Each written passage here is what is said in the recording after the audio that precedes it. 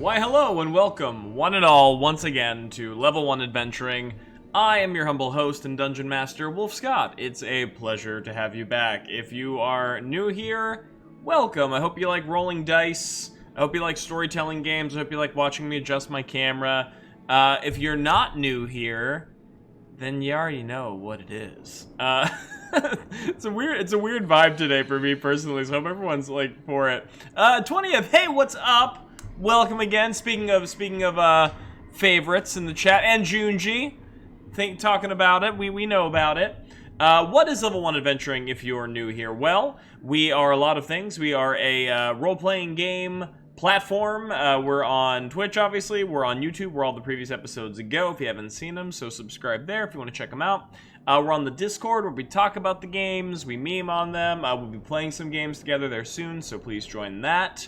What else? Oh, big shout out to Streamlabs and StreamSpell for giving us our cool visual audio effects that you're seeing on the stream, and you can use our affiliate link down below if you like.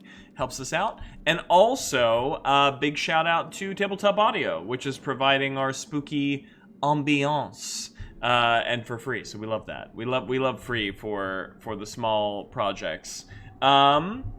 Is there anything else that I wanted to say? Oh, speaking of the Tabletop Audio, let me know if it gets a little crunchy. Sometimes Tabletop Audio does that if it loops too long, and if it does, then I want to shut it down. But it's been good the past couple times, so knock on wood. What are we doing tonight, my friends? You probably already know, because I posted about it like twice. But if you're living under a rock, or you're just new, we're going to be playing some, you check out my solo stream button here. We're going to be playing some Firelights RPG by Ferry RPGs. Firelights RPG, it's a lot of... what is Firelights? A solo RPG, can be played in a group, I believe, but we've been playing it solo. That is heavily inspired by games like Hollow Knight, Ori and the Blind Forest, Metroidvania, sort of like returning to where you once were. The whole premise is that we are trying to save souls from eternal damnation. And our character is, let me open up my little OneNote here. This is our Firelight. Their name's Last Wish. They, in fact, are the very last Firelight in existence. That's kind of like the whole big drama of their story. Because the rest of the world is sort of, the spirit world is under siege by a mysterious dark force known as the Doom of the Veil, and all of the various monsters known as curses that they've sicked on the hapless spirits who can't find their final resting place. Our objective, as it has been for the past couple sessions, is to relight, use our grand spiritual power to relight the 6 beacons across the spirit world. If we do, then the spirits will be able to pass on to the other side, and we can presumably free Penumbra, right, the veil, the spirit world, from the sort of sinister influence, and hopefully not die in the process. Ecstasy, hello! Look at all these people that I like in the chat. I got tons of people that I like in the chat. That's how you know it's going to be a good game. What happened our last session? Last session was like eventful and uneventful. Like, we didn't go anywhere, but so much happened. We finally returned to the Collectors, who, if you're not familiar with them, they are right here. The Collectors are the sort of mysterious entity in the spirit world. They're sort of this grand neutral party, and all they're concerned with is collecting trinkets and information from across the cosmos. No matter who it affects or doesn't affect, they're very impartial in that way. We had learned that the Collectors had an artifact from these beings known as the Protectors. Oh, Nar! Look at all these people that I like! Yes. Nar, you're just nothing. Yeah, just the intro and a little bit of the recap, so you are good, baby. We went to the Collector's vault. We finally were able to pay them up to get inside, because that was a big thing. They wouldn't let us in until we paid up. We got inside. We found out they had an artifact from the Protectors, which are sort of our they're sort of the deific force in the spirit world. We're not quite sure what they are, other than they were around for a long time. They helped plant the beacons to make the spirits pass on, and then they sort of became distant and like our guiding force, right? But we found a relic that was sacred to the Protectors, which we needed because we need to bring that back to another NPC faction called the Caretakers. I thought I had a little tab for them. Here they are. Who are like another spiritual being that we've met along our journey, where Firelights are responsible for souls, Caretakers are like responsible for the husks they leave behind. And they will not let us enter their domain and use the beacon that we lit there until we could prove that the spirits we found could be trusted, because they were once corrupted by the Doom of the Veil. Also, a big lore drop that we got last episode was we kind of found out more about the Protectors and the Doom of the Veil. The Doom of the Veil has been this sort of antagonistic force. It has sent curses after us. It has possessed spirits. Oh yeah, last wish went full John Wick on the Collector, says Nar. Yeah, I mean, like, finally. Like, they've been just talking nice to every monster they've met, and then they finally, like, meet a being that can hold a conversation, and they're like, instead I will slice you to ribbons. Yeah, we found out a big, like, sort of lore drop in that we found the sword, essentially. The relic that we found was like a broken sword, an ancient runic sword. And we found out that at one point the Protectors were on our plane of existence, and they sort of manifested physically, and they helped defend the spirit world from, like, you know, other cosmic entities. But apparently one Protector was not, let's say, agreeable with this whole sort of defend at all costs, you know, stay on the edge of the cosmos kind of ideal, and wanted to sort of take the fight to the enemy. So left sword in hand to try and figure out how to do that, and never returned until they came back as a corrupted force. And they came back as the Doom of the Veil, the sort of immaterial dark force that can corrupt spirits, turn them into curses, all this stuff. And so then the Protectors also had to flee to become sort of like equal and oppositely powerful in like the immaterial sphere. And so that's how the world kind of the spirit world got abandoned, and why we kind of got into the mess that we're in. So a pretty big lore dump for us that, once again, all was generated by our imaginations and using these random roll tables. So pretty impressive stuff in terms of the design of this game. And yeah, and then, so we wanted to take the sword because we needed it, and the Collectors were like, I don't know about that. We tried to talk them out of it. It didn't work. So then, as Nar mentioned, we had to go full John Wick on the Collectors, and we didn't really, like, fully fight them. We gave them enough slashes to let them know we meant business, and then talk them down. But a cool thing about this sword that we sort of discovered in terms of its use, right, is like, you know, the beings in Penumbra, you know, it's questionable whether or not they are truly corporeal or material, or they are like, what's the word? I don't want to say figments, but like manifestations of like spiritual concepts, right?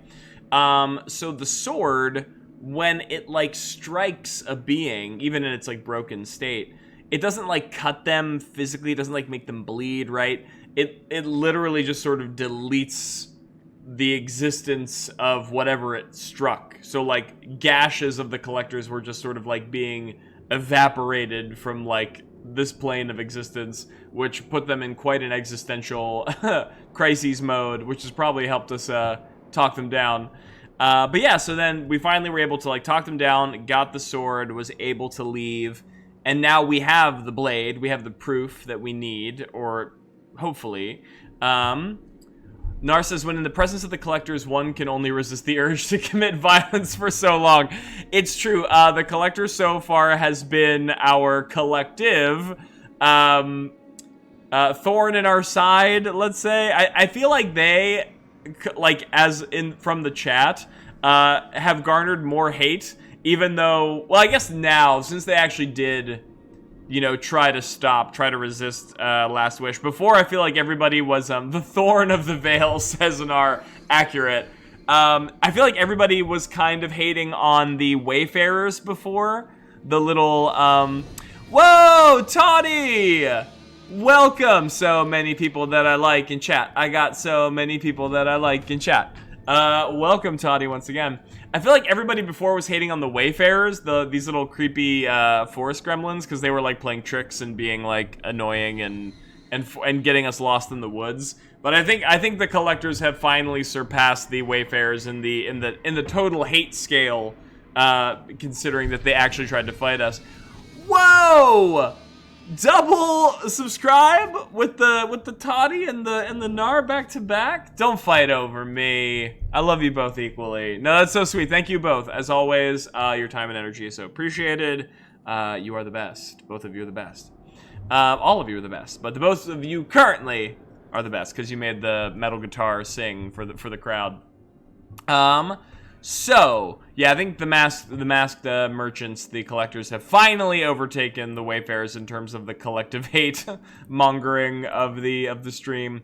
So where are we at now? We're pretty fatigued, but we're not forced into fatigue yet. But we do have our new blade, our sort of, I guess I'll mark that as a treasure. I'm not gonna spend it ever, I don't think. But I should mark it that I have, the broken sword of the, what should I call them?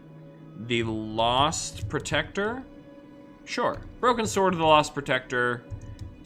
+1. I also just sort of wrote in that it gives us a +1 to force attempts because it just feels like it should work that way. It's like a relic. I don't know. That's me gaming the system as I'm playing it. So we'll see how it works out in the long run. If it gets too cheesy, we can always, tune it down or tune it out. But where are we at now, and where do we want to go? So let's take a look at our map here. I was just fixing to ask if it affected force. Yes, in the actual rulebook, which once again the rulebook is very light. It's designed to be very easy solo play kind of stuff. The only inherent use for treasures as written is to buy information. They don't have like any stat boosts or anything like that. That being said, you know, it is a solo RPG. We can flex some of our game design muscles, right? And for me, it would make sense that an item, especially a significance like that, should be able to have some gameplay, tangible gameplay effect. So I'm writing it in. And once again, if it you know messes some things up, we can always change it. But okay, so. Yeah, basically last time we were traveling, we wanted to go back to the Caretakers. They would not let us in because the souls that we had with us were once cursed. So, let's take a look at our map. We should be at the mountains. I should like I'm gonna say, can I like add the tags here and will they show up? So yeah, this will make it a lot easier for me to see where I'm at and where I'm going.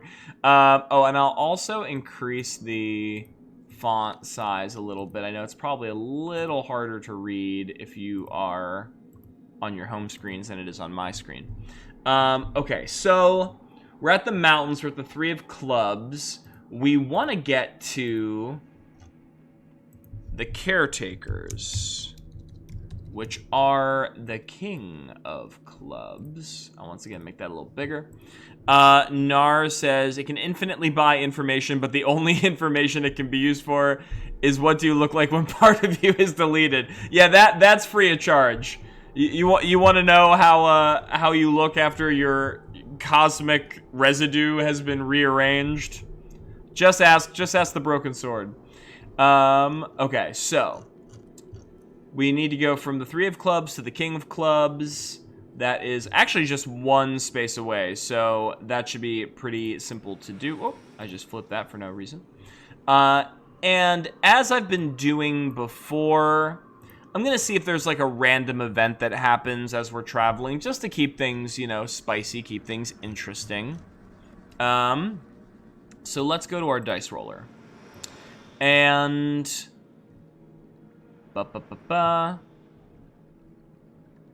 I'm remembering how to do everything now. For the Oracle, we have to choose if the answer is likely, or a yes or no. So, is there a random event? And we're going to say it is just a +1. It's just as likely for there to be an event as there isn't to be an event, because it's pretty random. So what we'll do... I also had to rearrange all the cards. These are the banished cards right now. These are the ones we're not using for this session, because we pulled them last session. So I'm just going to pull 2 random cards. An 8 and a 4. It's a pretty high-low split. We love events, says Toddy. Of course, the drama. We need the drama. Alright, so I'm going to roll my 2d6. Ooh, it's a pretty low one. So that is a 4 total, which is not high. Oh, no, that is, well, it matches. There is no event, darkness, no and. Okay, so here's the thing. When I hear no and it's darkness for the event, I know that we said, like, there isn't a random event, but darkness means bad tidings, right? So maybe it isn't an event with our characters, but maybe, I mean, we did just reclaim a relic from the Doom of the Veil, so, like, it probably can sense that and probably wants to intervene, right? So how about oh my gosh. I was gonna roll for, like, what curse would maybe be drawn to us, but we're on top of a mountain, and so I feel like there's really only one... Dylan! Or 20th. I call you either or because I know the secret lore, but have fun tonight. And if you come back later, we'll still be here. Nar says, if you have Tabletop Simulator, you might have the cards laid out however you want them and then save the table. Honestly, that'd be such a godsend because that's one of the biggest mental hurdles I have to get past whenever I'm preparing for a Firelight session is, like, just rebuilding the stack. I actually do have Tabletop Simulator. I've not played around with it very much yet. I just downloaded it, like, as a lark. So maybe I will research that between now and next session. Although I'll be on vacation for a little bit, so a little bit longer. But that is a good call out. I will look into that. That being said, I kind of have a feeling I know what curse would find us if we were on top of a mountain. And I think that would unfortunately be this one right here, the Talon. So as the description, and which is the strongest curse, by the way, which I guess also makes sense, it would send the strongest curse to us or around us if we had claimed an artifact of that great significance. As the rules state, it is a bird of bones, quick to strike and extremely deadly. Hearts count as 2 stacked cards. So this is the strongest possible curse that is available on the stack. So what I think is going to happen is, you know, we just exited the collector's vault, the masked door, you know, that reflects all the various symbols of their expression. You know, seal shut behind us. There's sort of a moment where we all sort of catch our collective breaths. Us being, oh gosh, Anar, and I'm always forgetting my other friend's name. I'm gonna actually write their names here. Spirits. Anar, because I'm always like, Chibet. There we go. And I'm once again going to make this a little bigger. Perfect. Anar and Chibet. You know, we're taking a moment to sort of collectively catch our breath. This is probably the closest that Last Wish has been into, like, a... I don't want to say a fight, because Last Wish has been in fights, but this is like a fight with something that wasn't a curse, right? It was sort of just another spirit entity like us. So it's a little more personal. And the fact that we normally talk our way through problems if we can, and we sort of acted very antithetical to our nature, and we you know, flirted with physical violence, I think is probably very impactful, you know? And I think it probably doesn't really click for Last Wish until they're outside of the stronghold and, like, has a moment to really consider the gravities of what has just happened and what they've done. And, you know, I think there's, like, a few steps out of the cave. You know, the adrenaline is still pumping, feeling proud, feeling strong, you know, sort of filled with, like, vigor from capturing this relic that's going to aid their quest.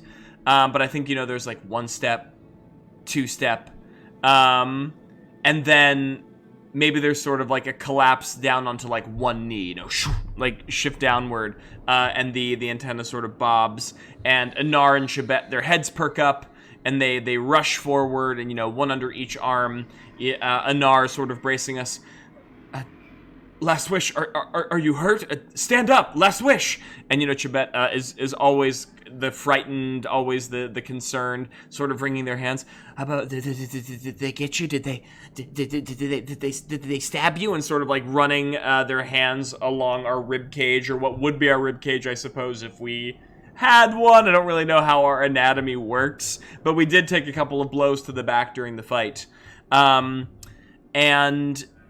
as we're sort of being inspected, you know, I think they feel a trembling, you know, under the cloak of Last Wish. And Last Wish is sort of holding the blade in their hand and staring at their own reflection in the surface of the blade. And really considering themselves for a moment. And I think this is the first time that they've probably done something that they're not proud of. You know, I mean, like, they failed at their attempt at saving Chebet once, and that, of course, like, hurt their feelings. But they, like, tried everything they could. You know what I mean? They still acted within their integrity. They fought, you know, sort of the odds. Whereas here, they resulted into, like, harming another sort of, like, sentient. I mean, the curses, as far as we know now, were sentient before we thought they were monsters.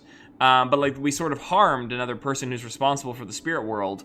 And, you know, I think that makes us really reconsider ourselves and our actions and what we are willing to do to be the last firelight and to light the beacons. And, you know, as Last Wish is sort of staring at themselves in the blade, sort of finally, you know, catches their attention, realizing that, you know, their spirit friends are, like, hoisting them up. It is of no worry. This one is not wounded. And, like, but, like, still keeps their gaze on the blade. Nothing has been harmed on the outside. Sort of just, like, turns the blade, almost like hypnotically staring into the runes, really having, like, gripping their existential crisis. Nar asks, do you think maybe there's only ever one of each type of curse at any given time, and when one dies or is redeemed, then another rises to take its place? Or do you think there's a bunch of them all running around? That's a really good question. I would like to think that there are multiples running around.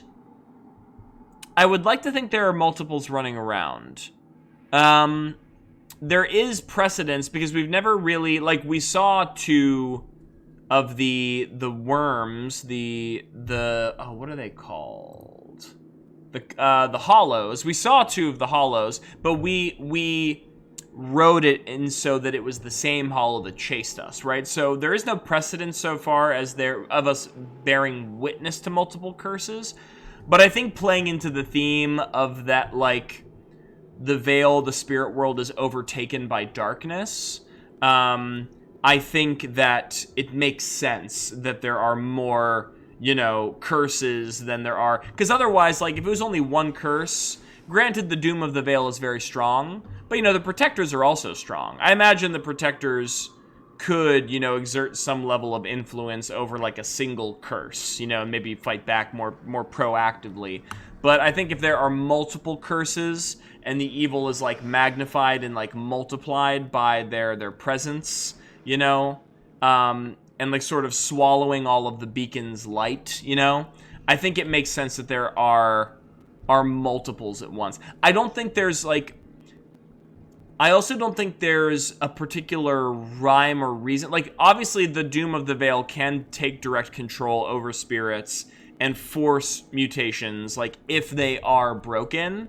But I also think that because the world is so suffused with the Doom's influence, that, like, if any unlucky spirit happens to reach their breaking point somewhere out in the wilderness, right, there is sort of a random chance that their despair or their anger or their anguish or what have you can convert them into a curse just by, like, the latent influence of the doom that is all around them.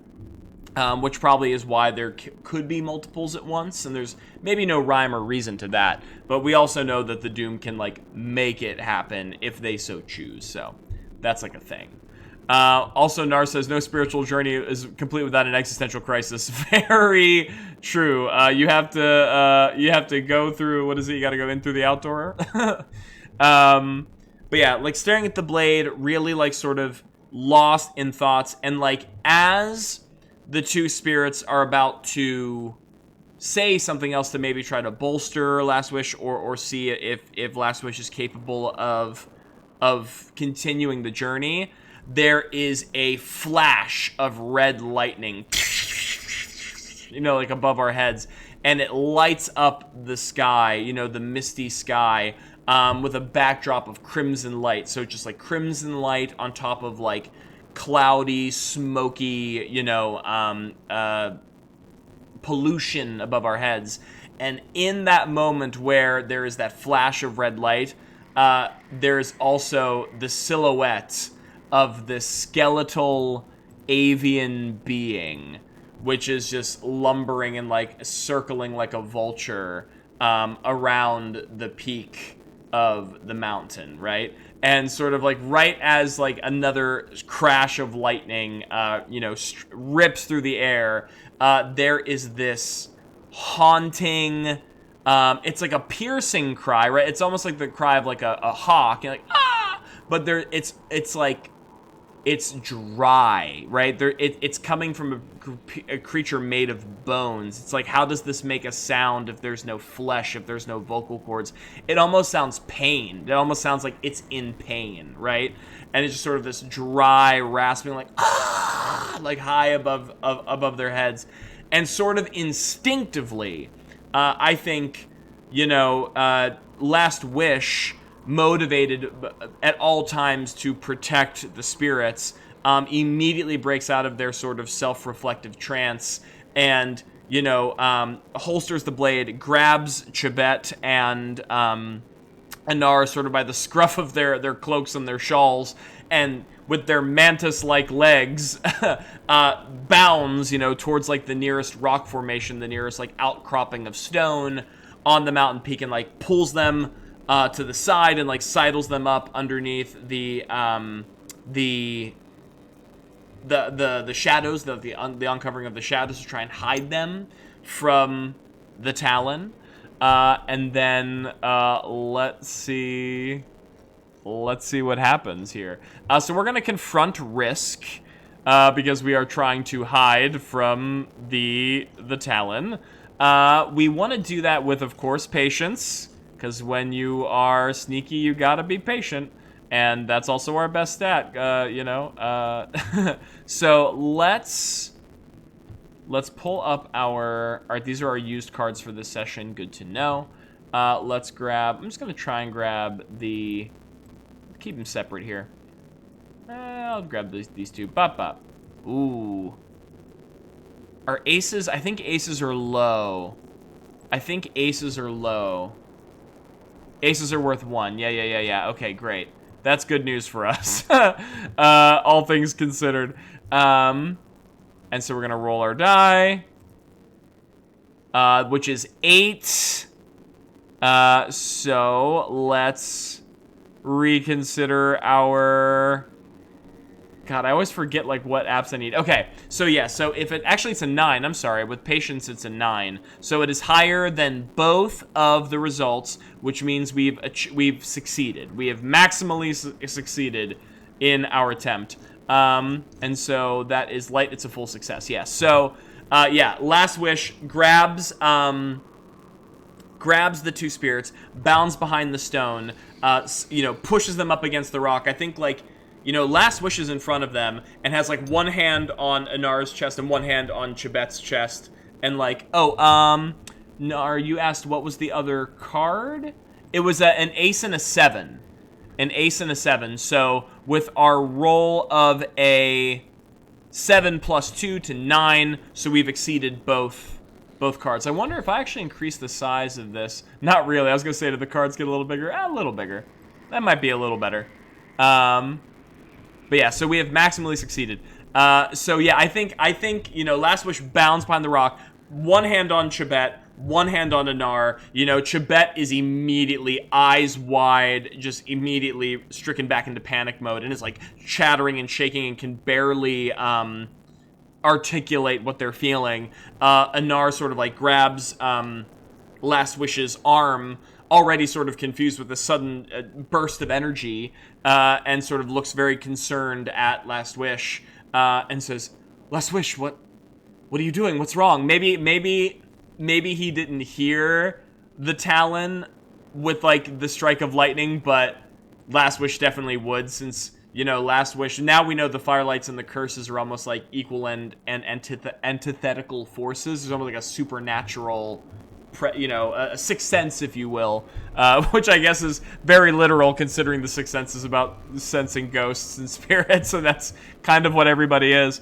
But Last Wish, keeping, like, sort of, like, presses against them a little more firmly, and sort of, like, shakes their head, and, like, all of their bioluminescent markings, like, slowly dim down, as if to, like, to articulate non-verbally to their companions, like, we must be, stay silent, and, we'll release a hand from Anar's body, because I think Chibet is the one who probably needs the most bracing without, like, running away, and, like, just holds, like, one finger up to their mandibles, and as best a mantis can whisper, sort of goes, shh, and sort of, like, just points, like, their head upward, as there's, like, another strike of red lightning, and they can see the avian skeleton of the Talon high above their heads, and they immediately clam up.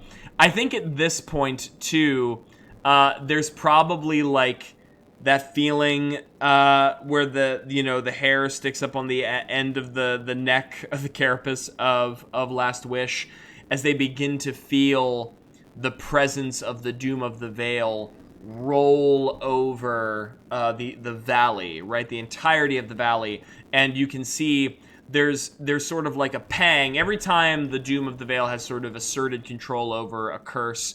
You almost see a physical reflex. It looks like a violation. It looks violent. It looks like their minds are forcibly ejected from their bodies, right? And so, like, the creature's, like, flapping. It also, interestingly enough, like, it's flying, but it has no feathers, right? Like, just these big skeletal appendages. It's just floating on, like, its supernatural will, right? But you can, like, see, like, it reacts as if something has, like, struck it in midair, and, like, maybe some of the bones that, like, hold it together, like, perhaps, like, the bones don't even fit together perfectly, Like, some of them just sort of levitate in the general space of where the bones should fit together, or maybe even some are missing, or maybe even some are cobbled together, right, from, like, other corpses. So, like, as it, like, gets struck, like, some of the bones, like, almost look like they're going to, like, rupture from the form, but they still, like, levitate in the creature's orbit, and then once the creature sort of rebounds from the mental strike, all of the bones sort of like find their place back in the form, and the eyes, suddenly the hollow black holes that were like the cavities of the skull, like, burn with a eerie and ominous red light, as you feel the consciousness of the Doom of the Veil open up in the back of Last Wish's mind. Last wish. I know you're there, hiding, cowardly, weak. And just sort of like lazily like flying around the peak. You could barely claim the sword from that lousy lot of thieves and sages. What makes you think you can brandish it with any will over me? And there's like another, like red lightning as the Talon continues its like stalk above the sky. Chebet is useless, just shivering uncontrollably. Anar is like cold sweat, but like understands the gravity of the situation. You are talented at one thing, Firelight. Avoiding my ire. But your luck will run out. You will be found. And nothing, not even the misguided fortunes of your most precious protectors, will save you. I will extinguish you, Firelight, just as I have snuffed out the rest. It is only a matter of time. Savor it while you can. More red, dramatic red lightning as there's like another pang of consciousness that rips free of the Talon. It releases, we can't tell if it's like almost an actual shriek of pain or just the being's natural inclination to cry out into the sky, but there's another rasping like, like into the sky as it like takes one big puff of its wings and like breaks off from the mountainside, and we just watch as its massive skeletal form, pushes its way through the dark clouds over and into the valley below, and disappears on the crimson horizon line. So fingers crossed, we have currently escaped the Talon, but it is around. It is aware that we are noodling about in the doom of the Vale's affairs, and it will not let us go easily. I imagine will not. Nar says, according to all... Oh, also, I love that sentence. I'm not doing an impression of you, I swear, but like the beginning of the sentence just like hit me with a... According to all the known laws of aviation. I do love it, though. According to all known laws of aviation, there is no way a Talon should be able to fly. Yes, that is fair. Its wings are too skeletal to get its massive body off the ground. I agree. The Talon, of course, flies anyway, because Talons don't care what Firelights think is possible. Yeah, what you said all known laws of aviation. These are the unknown laws of aviation, and they are unknown even to the Firelights, apparently. But yes. It's an altered version of the B movie quote? Oh, man. I guess I need to brush up on my B movie, because I do not recognize... Like, the extent that I remember the B movie is, like, that YouTube video, which is, like... It's the B movie, but every time the B does X, it gets a little faster. You know what I'm talking about?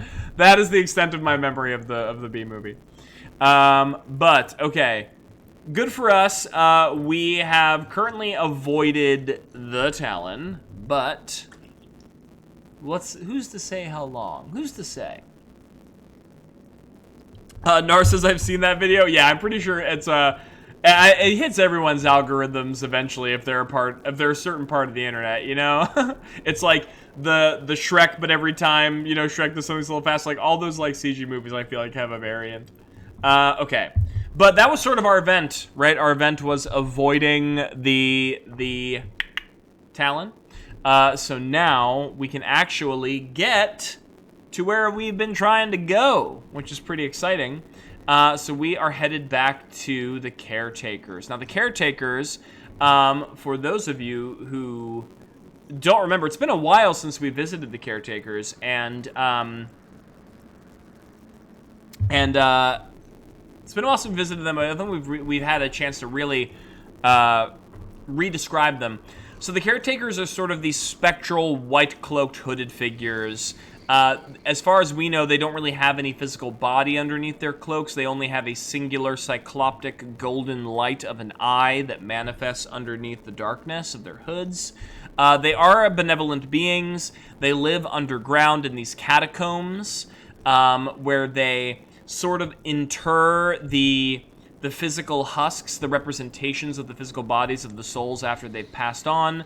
They collect these shards of like porcelain out of these waters. They have an underground lake, right, in their sanctuary, where they sort of sing songs to the spirits of the deceased into this lake, and the lake will, if they respond to the song, manifest these like porcelain chunks which represent the bodies. And over time, the Caretakers rebuild the bodies. They sort of paint them, seal them shut, make them whole again, and then inter them in their catacombs beneath the ground. So yeah, they have an underground lake. They also, their lake is sort of filled by like this big waterfall that cascades in from the top of this like domed structure, which is like their temple where they keep all the husks. And in the center of this waterfall is a beacon. It is one of the massive like torches of Protector's fire that allows souls to pass on. We had to go there and relight it at one point, so it is now lit. It is one of the only beacons that we have lit right now. We have two, but it is currently surging. It is of use to us, right? Which is great. And so now, we were turned away originally because they detected that both Chibet and Anar were at one point corrupted by the Doom of the Veil. And to be fair, Anar, in his hollow form, was the one that actually tried to burst into the temple and, like, destroy the beacon. So, I mean, they're not without due cause, I suppose, but, you know, Last Wish is always going to believe in their very special friends.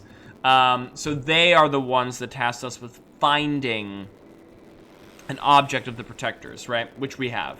So now, you know, we journey down the mountain. It takes quite a while. It probably takes even longer because we are constantly keeping one eye on the sky, you know, just to make sure that we don't hear the pained caw of a talon overhead.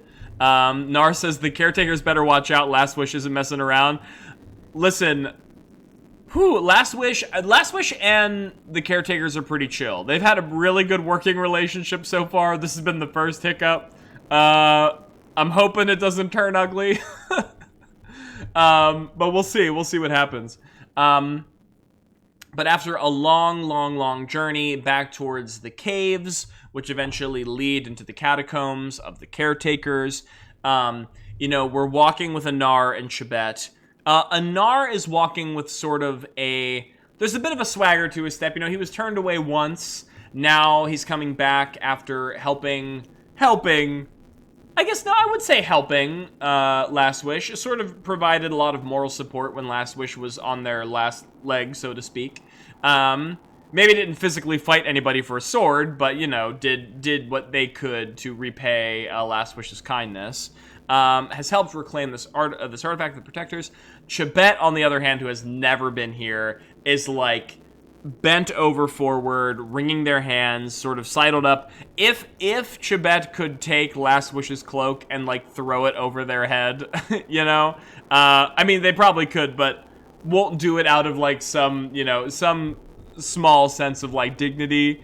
Probably would. That is probably how small they're feeling in this moment.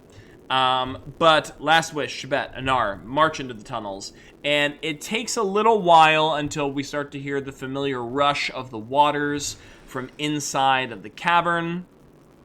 And right as the tunnel is once again about to break way into the temple proper, there is a sort of flash of golden light, and it sort of explodes outward into like a almost like a white shroud, and then the shroud falls downward, almost as if like keeping that golden light levitated in midair, almost like the shroud falls all around the golden orb until it takes a sort of humanoid form, a humanoid shape, and once again a caretaker presents themselves to us at the gates, and sort of holds a hand upward.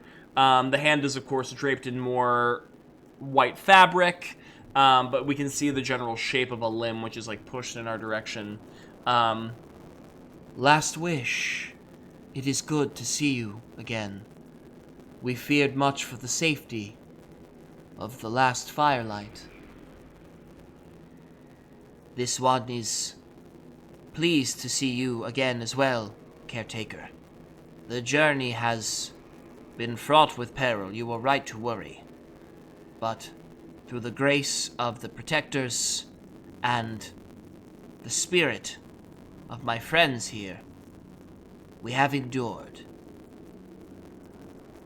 I see. You have endured.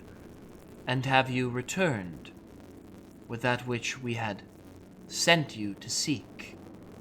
And like sort of tilts their head to the side curiously, the closest we can probably get to an expression of like inquisitiveness on this like faceless being.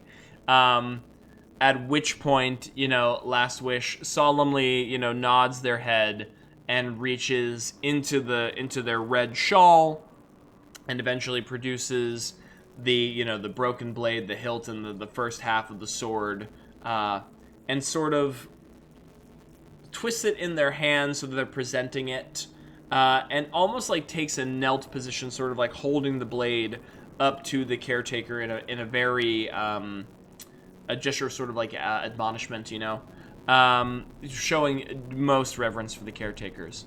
And the caretaker, rights its head slowly, and you can almost feel, there's no, movement of the shoulders like a lap, but you can almost feel like a huff, like a and says, There is no need for such grand gesture, Last Wish. You have done what you have sought to do. You have earned our respect. You may stand. And the, Last Wish sort of perks their head up, their antenna, furl upward, their bioluminescence glows with a newfound, excitement, as they take their full stance. This one can show you how special it is if you don't believe it, says Nar. You should have seen what happened to the other guy, says Last Wish. To which point, Last Wish says, Many thanks. If it is all the same to you, Caretaker, we've already evaded a great danger on our way here. The faster that we can enter this temple and do what needs to be done for the spirits, the better, I should think. And the caretaker nods their head. Agreed. You may enter, although there will be one last point of business that must be undertaken with your friends here. And to this, Anar sort of like stiffens, and Chebet nervously raises their head up from behind Last Wish's carapace. And Last Wish sort of stands a little off kilter, not sure how to interpret this information, says, Business, Caretaker. You have sent us out on a quest. The quest is complete. What more business do you have with these spirits? And the caretaker sort of leans their head deeper into the tunnels, like into the temple proper, and says, It is a matter of the sanctity of their souls. Come, all will be revealed. And the caretaker slowly, turns, just sort of the ends of their cloak just ever so gingerly touching the ground. It's almost like they're just levitating in place, right? As they begin to hover forward, and the ends of their cloak just sort of wavering behind them, as Last Wish just as confusedly looks back to their companions. We do as they say. And begins to march in tow behind the caretaker. At this point, we are now privy to the full temple. We described earlier that the caretakers sing a song to the water in order to draw the souls, like the husk of the souls, like to the surface. Nar says, I wonder if you could use this sword to turn someone into Rayman by removing their arms, legs, and neck. Yeah, like you just remove the tether, like their head and arms and their legs like still exist, but they're just not bound to anything. Sounds like an upgrade, to be honest. And so they sing this song to the water in order to like put the spirits at rest and like offer up their physical forms to the caretakers, right? So we hear that song as well being sung to us. Well, not to us, but like around us, which is calming and eerie all at once. Probably more calming for Last Wish since they've heard it before and have learned the notes. Probably very disconcerting for our spirit friends who have not heard it before. And all of the caretakers sort of act as if we're not even there. They are doing their duties. They are, I don't want to say programmed to do, but the caretakers, as we've seen in the past, are like just so dutiful. It's like almost like part of their spiritual essence, right? Nar says you can't get decapitated if you have no neck. That is a strategic advantage. I'm immune to decapitation. Vorpal swords got nothing on me. And at this point, we've also described how we're not actually sure if there are multiple caretakers or if there is one caretaker which can sort of infinitely multiply or divide, because we've seen caretakers separate into multiple forms. We've seen them recombine to like do singular tasks, right? There's sort of this this multitude of beings, right, that operate independently or together. And so I think the caretaker leads us towards one of the plinths, right? There were a series of plinths where the husks were being reassembled, right? These like sort of mausoleum slabs. In fact, there's probably a row of them, which means there's probably a row of like some husks which have like not finished their completion. And as the caretaker moves its way towards the slabs, it divides, it separates. It becomes more than one, and it becomes sort of like a team of caretakers, sort of splits into two, and then each of those two becomes three. So now there's like 6 caretakers like on either side of the 2 plinths, and sort of one that remains center stage and like slowly turns to face the group as we're approaching the slabs. And Last Wish is sort of watching this all with anticipation and confusion and maybe a bit wary, and says, Caretaker, forgive this one's lack of knowledge in your rituals, in your ways, but I have seen the use of these tables. They are used for those who have already departed. Their essence. These spirits are still bound here. What is the meaning of this? And to this, the caretakers all sort of lean their arms down towards the plinths as if offering the seats to the spirits, and says, trust in the protectors. Last Wish. All will be revealed. And like looks up towards the spirits. Please, take your place. And Anar and Chebet both trade a glance with Last Wish, and there's obviously an unease in the air, but Last Wish sort of implicitly trusts the caretakers. They've been the closest thing that he's had to a true ally since he's stepped here, so there's really no reason not to believe them, and says, You know this one shall protect you, if anything seems amiss. The Caretakers are an ally of the spirit world, like myself. Put your faith in them. It will be repaid. And to this, Anar sort of resolutely nods and marches dutifully towards the plinth and lays down, sort of like, with the acceptance of someone who is like, first mantling their hospital bed. Like, I know I'm gonna be here for a while, but it's for my own good. Chibet, on the other hand, can like barely step forward, and sort of like is like whimpering under the breath, like, I don't, but if, and sort of like, very at odds with themselves. And at this, the caretaker at the front sort of leans their head towards Chibet, and slowly extends a white clothed hand in their direction. And, Chibet is trembling, just like frozen with fear.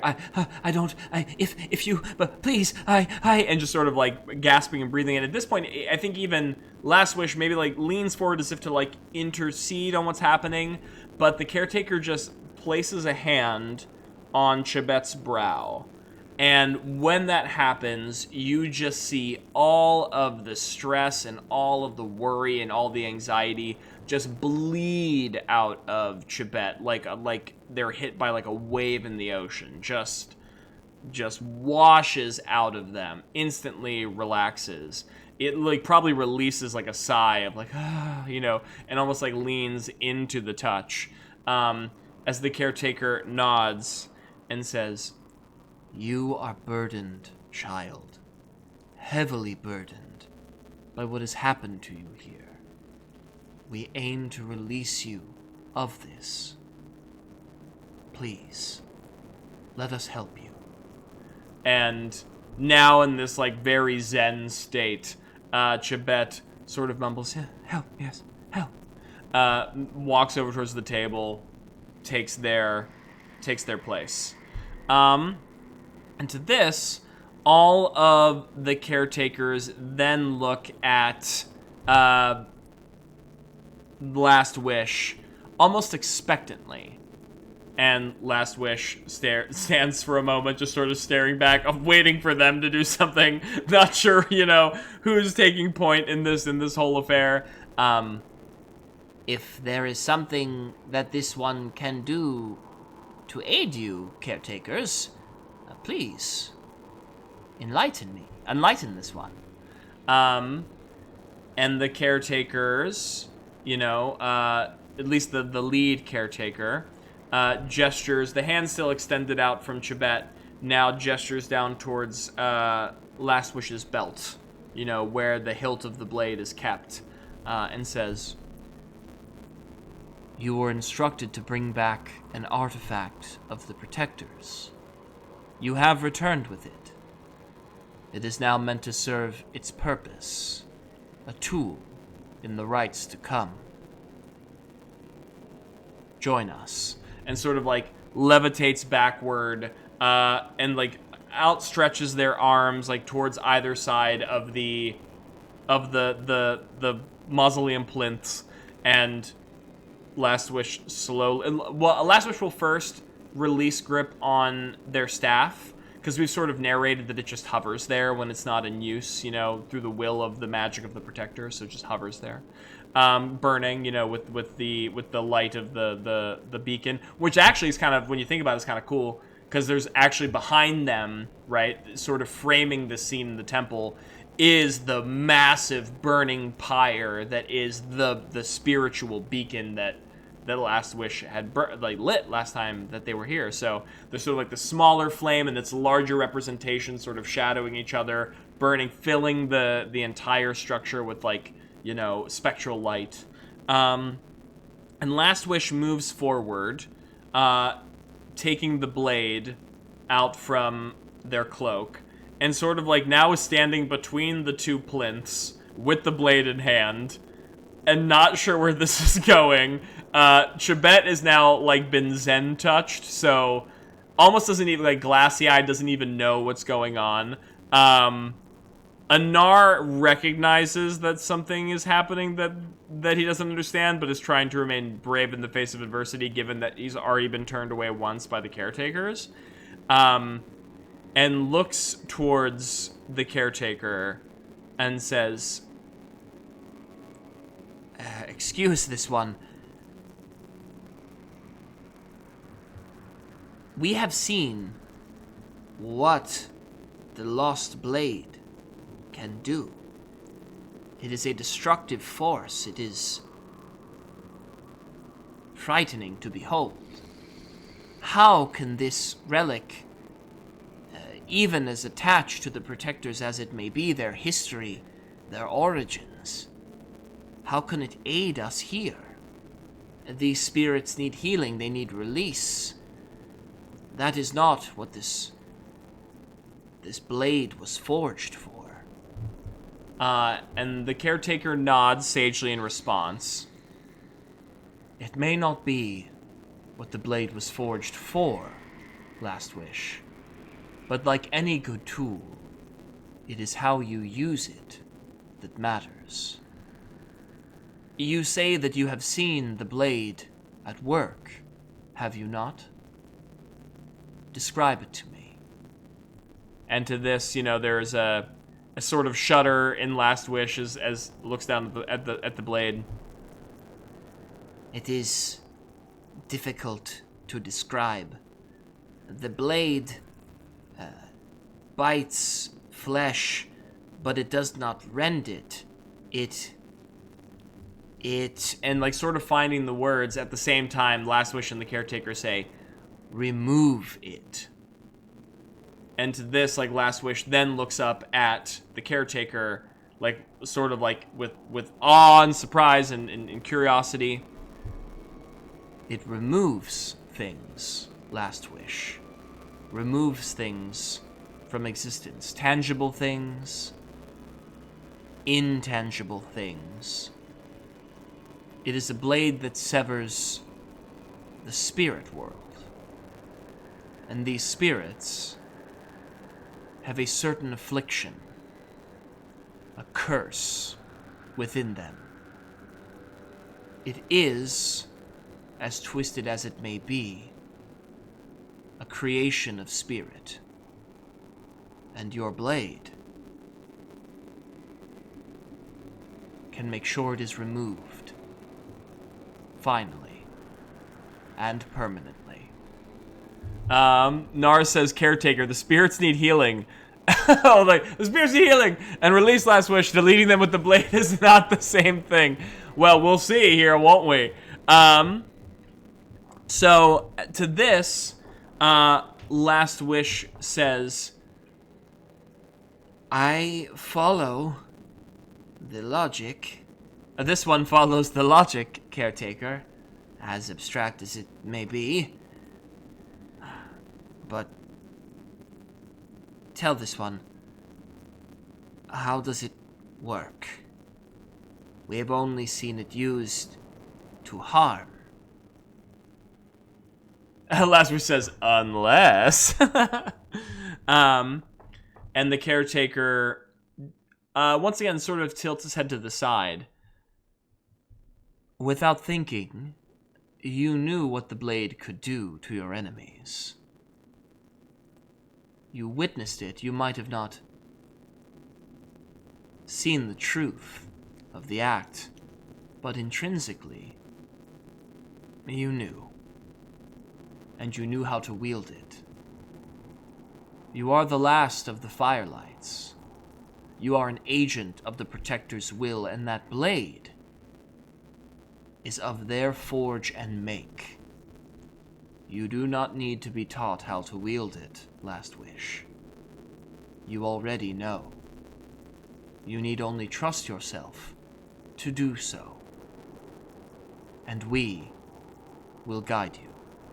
And with that, the Caretakers, some of them sort of like reach downward as they, their sort of clothed hands interlock. You can't see the fingers weave together, but you see the sleeves kind of mesh into one another as in this like this communal gesture of holding hands, and the golden light begins to glow underneath their hoods, and they begin to sing their song. You know, their sort of rest in peace song, and it, you know, begins to fill the chamber and echo outward to the point where it's like reverberating and echoing off of the cavern walls. It just like blocks out all of their sound. You can't hear the waterfall. You can't hear the roar of the fire.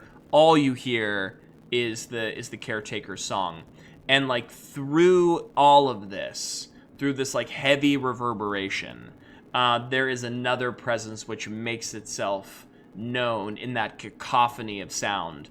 And it is once again a million voices speaking all at once, from all across time, all across history, all across language. It is the sort of council of protectors, right? The deific guardians of this world, speaking through that song and like into us. Our antennae are sort of like twitching. Last wish, you have found something of great import. Like all these voices speaking at once. And Last Wish sort of like eyes like pop open as they're like holding the blade, and sort of like staring into it, into their reflection once again. It's almost like Last Wish doesn't see themselves anymore. Last Wish sees sort of like the silhouettes of a bunch of different figures, like a little posse of figures, like they're like reflected back, almost like they can feel the eyes watching them through the blade, right?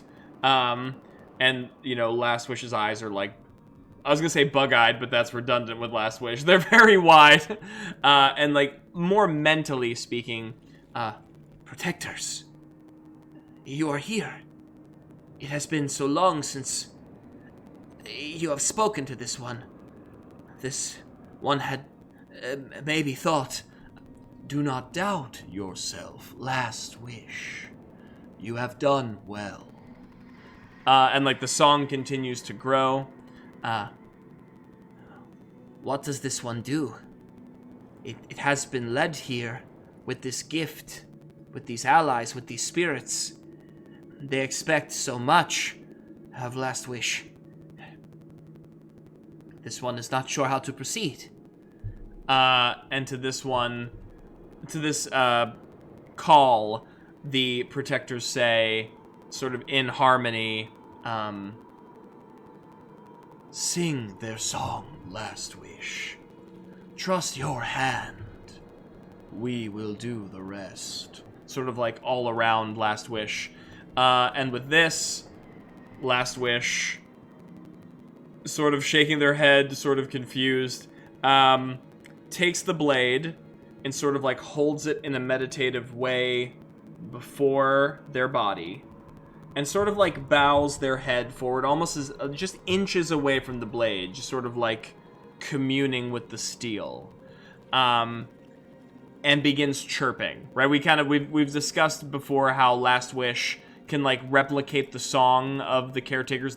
They learned it last time we were here, but you know, their version kind of sounds like a choir of crickets, you know, sort of hitting all the same notes and timbres, and the same thing happens. But unbeknownst to Last Wish, because their eyes are closed, right? There's sort of like this wellspring of spiritual energy, which is like drawing from the temple, right? You can almost see like the firelight staff and the beacon almost like begin to like not die down, right, but like shrink a bit, almost like some of that spiritual energy is being borrowed, right? And you can see like some of the water from the pond almost like rise and like slink its way like a serpent over towards Last Wish, but as it gets closer, it sort of like evaporates into a mist, right? So there's like this mist, and like you see like the heat from the fire sort of like dissipating into like this sort of nexus of energy around Last Wish. And as that is happening, once again, eyes closed, all of it is sort of like, you know, becoming intangible, becoming invisible, but focusing on like the nexus point, which is the blade, right? And from the shattered chunk that remains, all of that magical essence like pinpoints, right? And begins to materialize. And it's not a physical blade. It doesn't regrow the metal by any means. But there is like a ghostly apparition, a facsimile, like of the blade that begins to grow, right? Out of the broken portion that Last Wish is holding, right? And, you know, Chibet is like completely well, I don't want to say unconscious, but like not registering what's happening, has been sort of Zen touched. Anar sees what is happening and is growing a little bit more concerned, but trusts Last Wish, right? And so, once again, without speaking, right, all of this is happening. The song, the presence of the protectors, the blade, they're all sort of communing with Last Wish. This is sort of an out-of-body experience. Last Wish can probably see themselves almost outside of themselves performing this ritual, right? As they take the blade and they, you know, like hold it forward, and then slowly turn so that they are hovering over Chibet with the blade, right? And Anar's, you know, like grips the side of the plinth sort of nervously, as like one hand is like holding the blade and the other hand sort of like is making this like motion in the air, sort of like tracing like invisible sigils and symbols and chirping the song. And as that is happening, Chibet's body, you know, their eyes go wide. Finally sort of awake to the process of what is happening, but still not entirely there, as their body begins to like shift and, you know, like, and sort of like violently shake, and the caretakers, some of them even like press their hands onto to Chibet and sort of once again pump some of that like calming energy into them. And even through their touch, which completely incapacitated Chibet before, only seems to numb some of the reactions now. It is so visceral, right? It's sort of like shifting and lurching and you know, sort of wrestling with something internally, until finally Chibet's jaw sort of like pries open and there is like a gout of smoke, right?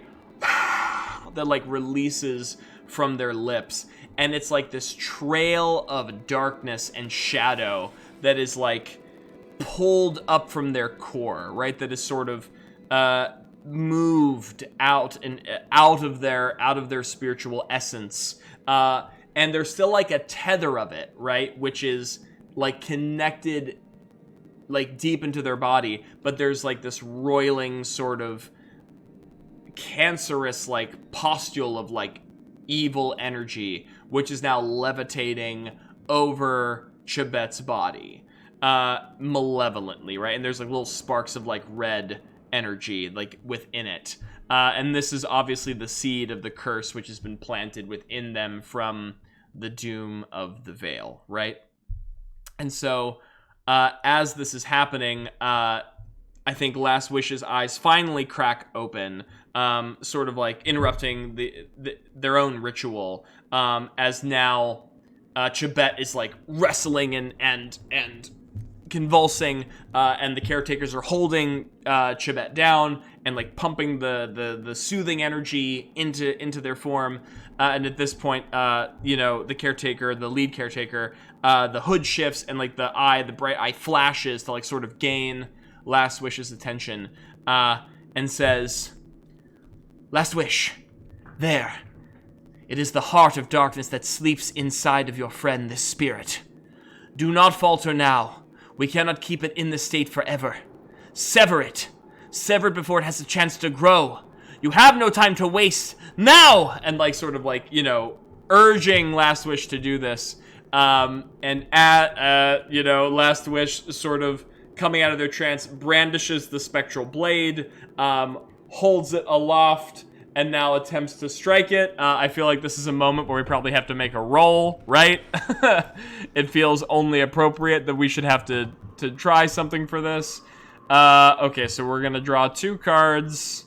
Oh boy, I'm nervous. Oh, that's bad. Okay, that's okay. That's okay. That's okay. We're gonna go to our dice. This isn't lost yet. I guess I have to use Force though, which is our worst stat. It gets a +1, which is good. All right, let's roll. Let's roll 8, 9 total, which is higher than 1. So if it's a shade, it's a partial success. A partial success. Now, what does that mean for this moment? What does that mean for this moment? Let's let our dice kind of guide our hand here. What does that mean for this moment? Let's roll some dice. I think Nar, Last Wish is striking at that globe of like dark energy, which has like peeled itself out of Chibet and is now hovering over Chibet's body on the plinth. So striking this like big tumor of wickedness, right? Which has now been coerced out of Chibet's body due to the ritual, right? So, what's 2 and 3? Infiltrate. Oh, so that's 1 and 3. 2 and 3. Power. Create. Let's try 3 and 2. Freedom and search. A partial success for this. I think Last Wish cleaves the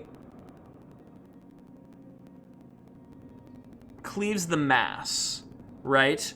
The spectral blade breaks through the orb of like of evil intent, which now hovers over Chibet, and sunders it in 2. And as it is sundered, you can almost hear a disgruntled like from some disembodied place, as like the Doom of the Veil almost recognizes that a portion of its influence has been severed from the spirit world. And as the spectral blade drops through that mass, I think the weight of the task and the power of first activating this ritual and in this way sort of like overtaxes Last Wish, and there's like a flash of light as the blade like swings downward, and the rest of the energy dissipates, right? It dissipates, which leaves the blade just as its broken steel form, right?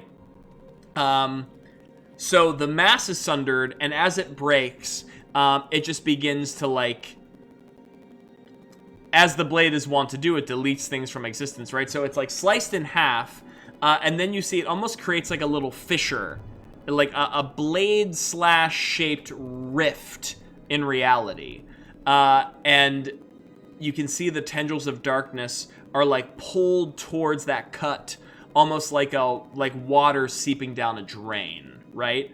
And you can see it getting slurped into this like hole into the ether, until like the actual cut itself just sort of winks out of existence, taking that mass with it, deleting that portion of the Doom of the Veil from like ever existing. And so with that, I think a partial success to us is we've cleansed Chibet, but we've overexerted ourselves, and we don't have enough energy to continue the ritual for Anar, which is actually very tragic considering that the entire reason that we even left and came back was because of Anar being turned away by the caretakers in the first place. So, you know, the mass is destroyed. Once again, there is a release of tension from Chibet, as like the convulsing stops and lays on the plinth for a moment, and all of the caretakers are sort of like watching this moment with anticipation. Anar probably also like sort of like sits up at this point to take in what's happening, and there's like a moment, and Chibet blinks their eyes a few times, sort of like recalibrating to this new existence, and like slowly sits up, and there's no more of that like tightly wound nervous energy. There's no more of that shame. There's no more of that self-loathing, that self-deprecation. There's peace, you know? There's peace for the first time in a long time, since probably entering the veil. And slowly, Chibet turns their head towards Last Wish. I feel lighter. I feel like I can breathe again. And to this, Last Wish like stares down at the blade and like looks back at Chibet and takes a look towards the caretakers, who all give, you know, Last Wish a solemn, a sagely nod, and says, "It is the peace you have been searching for, Chibet. It is the peace that you have long deserved. This one is honored that they could bring it to you at last." And to this, Chibet, like, there's like a sort of a laugh, you know, a laugh escapes them, and like a tear begins to run down their cheek, and they sort of like move forward to grab, you know, Last Wish's shoulders and like pull them into like a sort of half hug as they're still sitting on the plinth, and is just sort of like laughing and like crying, like happy crying into our robes, and just like kind of repeating like Last Wish, how did you do this? how could you? And like, you know, sort of like so overwhelmed by the process. And Last Wish just like smiles through their mandibles and places a hand on Chibet's back and says, "This is not the time for questions, Chibet. Enjoy this gift. It is over. You are free of the doom of the veil." And just once again, there's like more laughter and joy. And I think at this point, you know, Last Wish looks over their shoulder and looks at Anar and can see mixed emotions, right? Like, Anar was supposed to be the one that was freed. You know, I think Last Wish just instinctively chose Chibet to be the first because Chibet was the most broken, and Chibet was the one that was least likely to survive more corruption, right? But in prioritizing Chibet's sort of state of weakness, has inadvertently condemned Anar to more time trapped in the spirit world. Anar says, "Now, me is getting turned away by reality itself. Listen, it was the fate of the dice. We got a partial success. What could we do? What could we do? We could only do as the story ordains. What the dice saith." And I think at this moment, Last Wish recognizes that, you know, it is not the time to have that conversation with Anar, and sort of like pats Chibet on the back, and sort of Anar says, "It's okay. It just means me gets to stick around a little while longer." Yeah, that's right. We got to figure out now how we, I guess, replicate this again.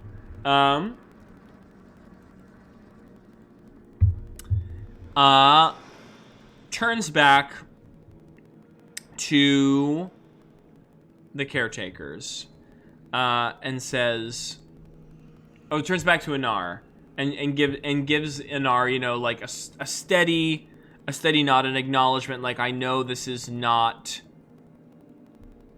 what was meant to be, but you are not forgotten, you know. And Anar sort of like looks down towards the plinth, and I think recognizes that, but still can't help to hide his disappointment. And so then looks back towards the caretakers and says, "This one has suffered." This one, not Last Wish. Chibet has suffered a great deal. Now that this weight has been removed, this one believes it is high time they are given the rest that they have so long sought, caretakers. If you would allow us, we would make use of the beacon. And to that, the caretakers all sort of like look amongst one another. Once again, you can't tell if they're communing with each other or just itself, right? And it's just like manifesting this idea of holding like a vote, if you will. It's just like weighing its own options. As the caretakers all gesture towards the beacon, and says, "The beacon burns with the light of the protectors. It is the charge and ward of the Firelights. You are free to do with it what you see fit, Last Wish." And Last Wish nods. "Thank you, caretakers. Chibet, are you ready?"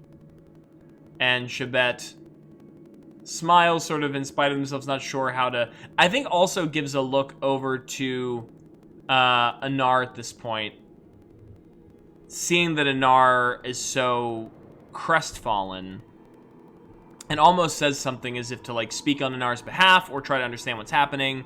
But Anar just sort of gives Chibet a sad, knowing smile, and like shakes their head and like extends their hand back out towards Last Wish.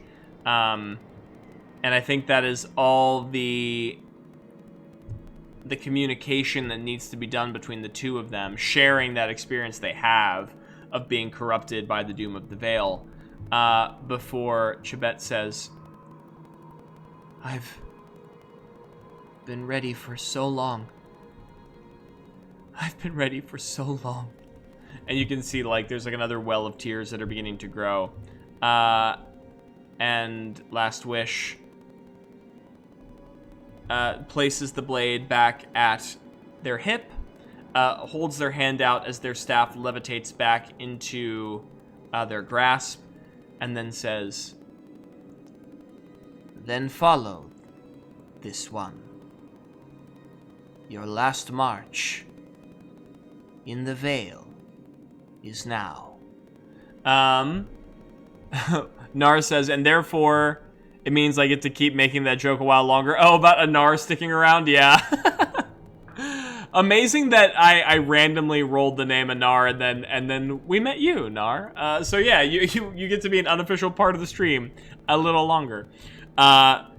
Whenever I see this one in quotes, I can only assume it's in Last Wish speak. This one has suffered for how many times this one had to go visit those Protector-Forsaken Collectors?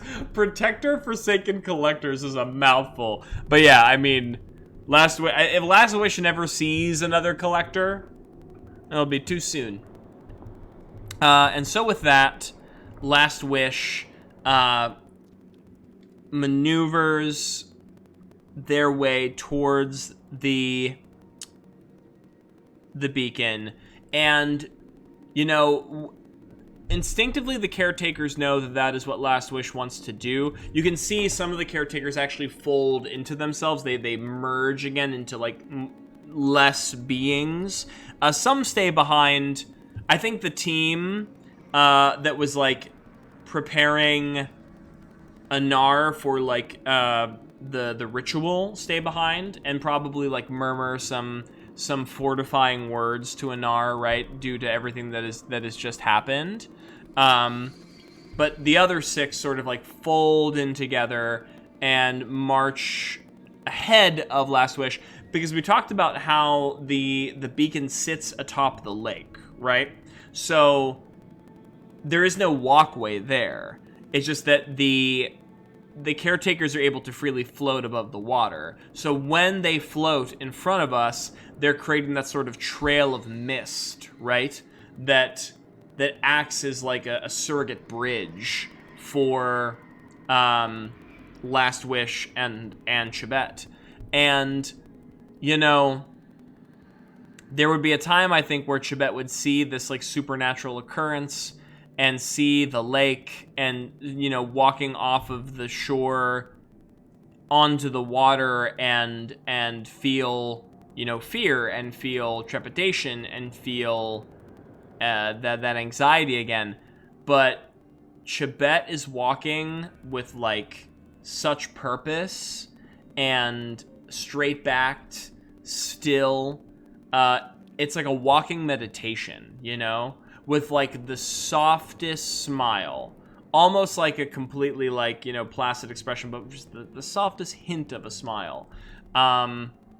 There's just, this aura that is radiating from them of just non-resistance, and as they get closer to the beacon, and the warmth of whatever is beyond begins to bathe Chibet, that smile only like deepens, and the stare that was a little blank, becomes fraught with like more emotion, and all positive, right? But still, you can see now that the thoughts are sort of returning, and the thoughts now are of everything that has come before, a life that was lived.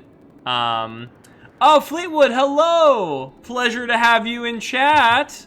Oh yeah, throw some beans in the chat. Beans in the chat. Welcome. Wonderful to have you again. You're coming in at a very climactic moment. And so, yeah, I think there's just like a whole life is replaying in Chibet's mind of a life that was lived, pains endured while living that led them to be, we met Chibet as a beggar. Well, at least the representation of themselves in life in their spirit world was like a beggar. And so a life of constant fear and of poverty and of strife and of woe. And then also replaying their afterlife and how they were transported into the veil, which, was cursed, and how they were on the run from that darkness, and how they were lost in the woods with the wayfarers and couldn't find their way, and then was corrupted and then freed. There's just like a whole multiple lives, both living and unliving lives that are playing out in Chibet's mind. And it's all leading to the point where it can all be released. None of that pain matters anymore when confronted with the beacon, And so they lead their way across the water to the platform. There was like a stone plinth, right? I keep using the word plinth, but like, a larger stone platform which rests in the middle of the lake. So they step onto that, and they're now at the foot of the flame, which burns, as we stated, from these huge logs of like ever-burning birchwood that are all carved with like ancient sigils of the protectors, right? Just this gout of celestial flame, which is streaking up into the sky through the hole of the temple's head, where the water is piling down in all directions. And the caretaker just sort of splinters off. I don't even think the caretaker steps onto the platform. It doesn't need to, right? Like, it stays right at the edge of where the water meets the platform and just levitates atop the water, waiting for the rest of the actions to be done. As Last Wish stands before the flame with Chibet, and they just sort of stare at each other for a moment. And Last Wish lets that silence hold, and then says, "This one knows that you have said you are ready for this journey. The last journey that you will know as yourself, whatever constitutes you, as far as you understand. It is a lot to consider. There is no shame in feeling fear."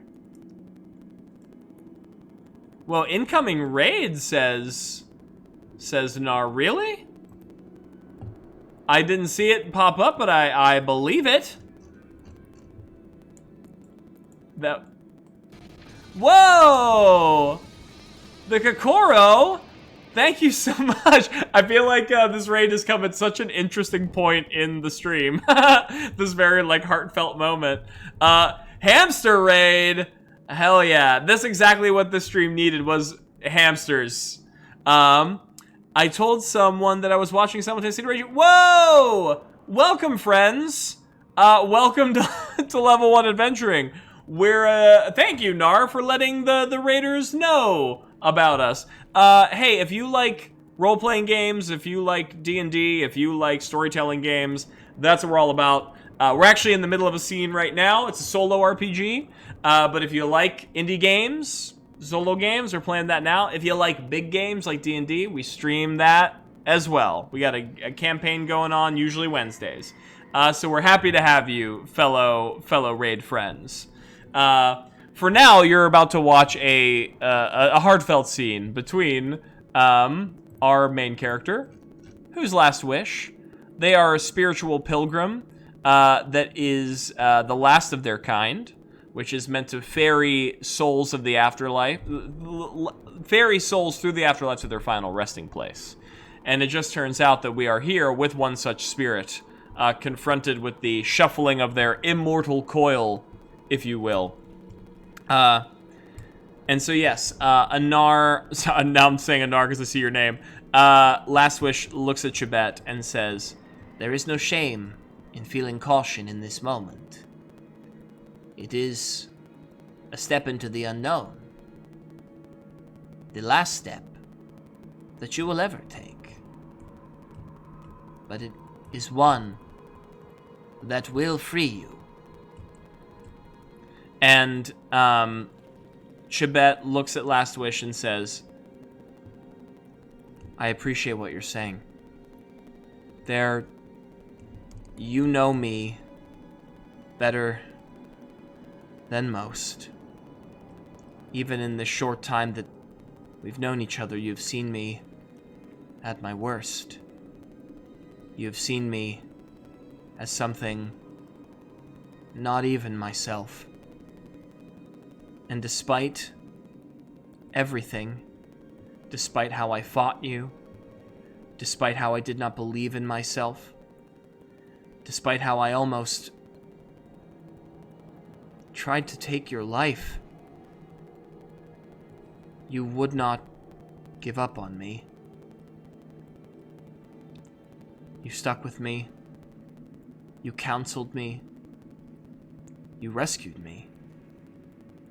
You rescued me not only from a curse, from a fate worse than death. He says, like, almost, they say, like, almost laughing under their breath, considering the gravity of the situation. But in many ways, you saved me from myself. I was so reduced.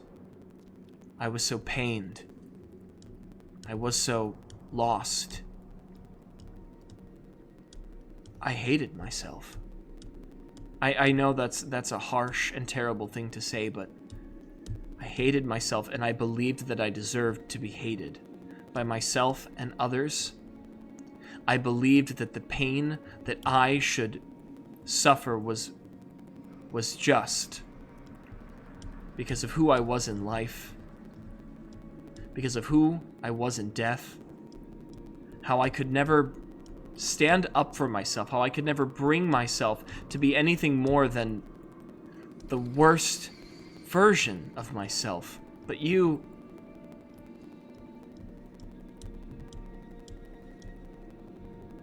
showed me that no one is ever too far gone, that no one is ever resigned to their fate, whether it is self-inflicted or inflicted from afar. You showed me that the only shackles binding us in place are the ones that we forge ourselves.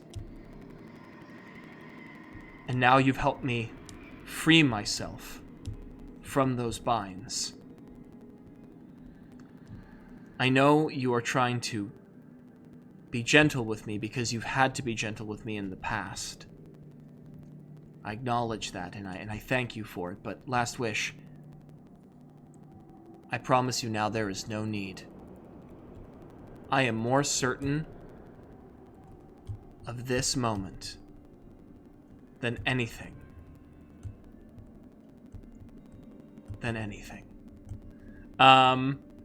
And Last Wish does their best to conjure a smile between the mandibles of their insectoid-like face, and raises a hand and places it on Chibet's shoulder and says, "This one did very little in the grand scheme of things.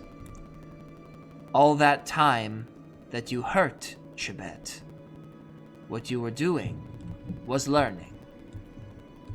Perhaps silently, perhaps not as swiftly as you would have liked, but you were learning. You simply needed someone to start you on the path of the lesson, to reflect those tenets to you. This one was only a messenger, and you received the word. You have done well." And to this, Chibet once again sort of relieves a little chortle in spite of themselves, another tear rolling down their face. "Those may be the last words I ever hear, Last Wish. And they're good ones." And not wanting the moment, to be too polluted, Last Wish nods, and begins to sort of begin a ritual, right? Begin spinning their staff in these like grand sweeping arcs and gestures and motions. And as they're doing that, the flames are burning from the head of the staff, creating like streaks of fire all around Last Wish. And the flames grow, right? It's like this elegant dance, this like spiraling flame dance, and leaving these like traces of heat in the air. And as it grows, it like rolls over Chibet, right? And sort of engulfs Chibet. But once again, the flames, just like we saw with Kisara, when Kisara was freed from her sort of spirit prison, there's no pain. The flames just roll over Chibet, and they begin to grow upon Chibet's form. And you can hear the kindling, you hear something burning, but you don't see fire take anything away. It's just like an aura of flame that is wreathed on Chibet. And as it grows, you almost feel the warmth permeate Chibet. It's once again releasing tension. It's a welcome experience to have the flames of the protectors grow within you and upon you. You are becoming, as the flames grow, you're kind of becoming one with the whole, right? if the beacon is the collective fire of all of the souls of like the multiverse, you know, burning together, and you are separate from it, now you're rejoining that chorus, you know, of energy, and it's a healing feeling, you know, and the flames, you know, grow on Chibet, and you begin to see little flickers of Chibet's body sort of dissipate, almost like they become embers, you know, and little by little, more of the embers begin to break off and shift and sort of swirl in these flame arcs towards the beacon, right? Joining the flame, the greater flame. And with each, you know, gout of fire that joins the larger pyre, a little bit more of Chibet siphons away, right? Leaves this form of reality. And as, you know, like Chibet, as Last Wish continues to dance, Chibet continues to shift away. You know, we're left with maybe just a few moments of seeing like Chibet's torso and up, right? And there is nothing but acceptance. That firm, docile smile is on Chibet's face until, like, you know, we're just getting towards the neck. And, you know, Chibet looks at Last Wish, and you can see the words mouthed, "Thank you," but at this point, you know, it doesn't come out because the flames sort of like take the rest of the face, and right before like the rest of the face disappears, you know, you see Chibet lift their head up, eyes closed, smile wide, almost like a slight gasp between the lips, like, and then the flame like completely joins the pyre, and there's a massive burst of energy as the soul is returned, cleansed, you know, to their sort of spiritual origin point and resting place, you know, to what end we don't know. I don't know, I feel like I've watched a lot of The Good Place, or like retrospectives on The Good Place lately, and I don't want to give like any spoilers to The Good Place, but like if you're thinking of the moment that I'm thinking of, you know, is kind of like I don't want to say anything without being spoiler, but I'm getting very Good Place moments from this, you know, entire experience, and like what happens to a soul after they find peace, you know, as like these golden embers finally, you know, completely disappear into the pyre as the flame shoots there's like one great beam of light that cuts through the pyre, up through the hole in the ceiling of the temple, up out into the sky, and like pierces the darkness, you know, for a moment. And it's almost as if, you know, we've watched the spirits like teleport, you know, teleport that presence, a spiritual presence, elsewhere throughout the cosmos, you know. And then slowly the fire diminishes back down to its normal burn and its normal flame, and Last Wish's dance finally stops as Chibet's presence in this world, in the spirit world, finally releases. And I think we tangibly feel that, you know. I think it almost like that feeling where, you know, like someone's behind you and you know they're there, but you can't feel them. Like we've had that entire time, and now there's no one there, and now there is actually nothing there. It's the first time we've not felt Chibet in our vicinity for quite some time. And it is a, you know, it's almost like that feeling after a really good workout, you know, like you hurt yourself, like you endured so much. There was so much trial and tribulation to get Chibet out of the woods, literally out of the woods, to get Chibet the relic that we needed to get back here to do this. And I think Last Wish was holding on to all of that the entire time. And now finally that part of it is done. And so now the muscles are like weak. You know, there's like energy in the body because it's like excitement, it's like adrenaline, but the body is so spent. And Last Wish, plunks their staff forward and, like, leans, and there's a big gasp of... as, like, the caretaker from the water, there's, like, a flash of golden light from behind their hood to sort of catch Last Wish's attention.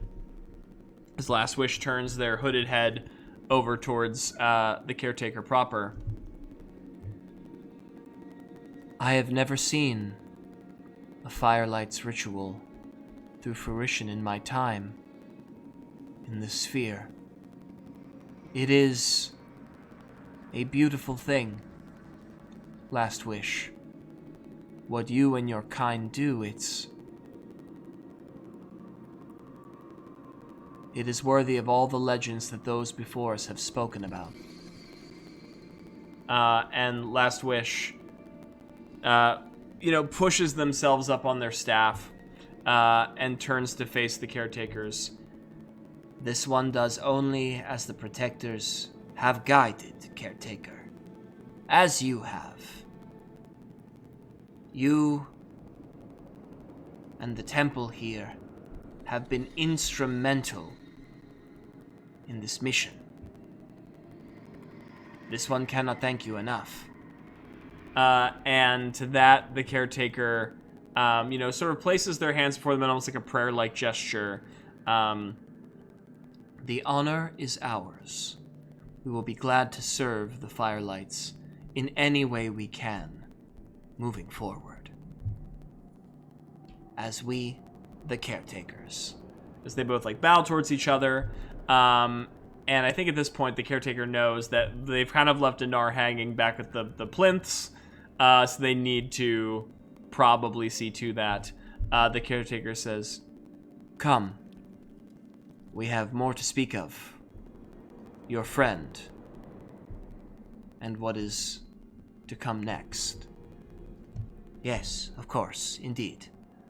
Lead the way, caretaker. As the caretaker moves themselves back towards the water, leaving a trail of mist behind, upon which Last Wish can stand, and then begins to march their way back towards the temple grounds with Last Wish in tow. Taking a look at chat real quick since I was in the middle of that mission, the Kakaro says, so Nar says, I think everything is worse than death when you're already dead. Yeah, I mean, I'm pretty sure Chibet experienced it, right? Like, Chibet was literally turned into a monster. So, literally, I don't think it gets worse than that. Junji says, me crying into my popcorn as I'm working onto a presentation. Junji, don't cry. Or, do cry if it means the content is good. If the content is good, you keep crying.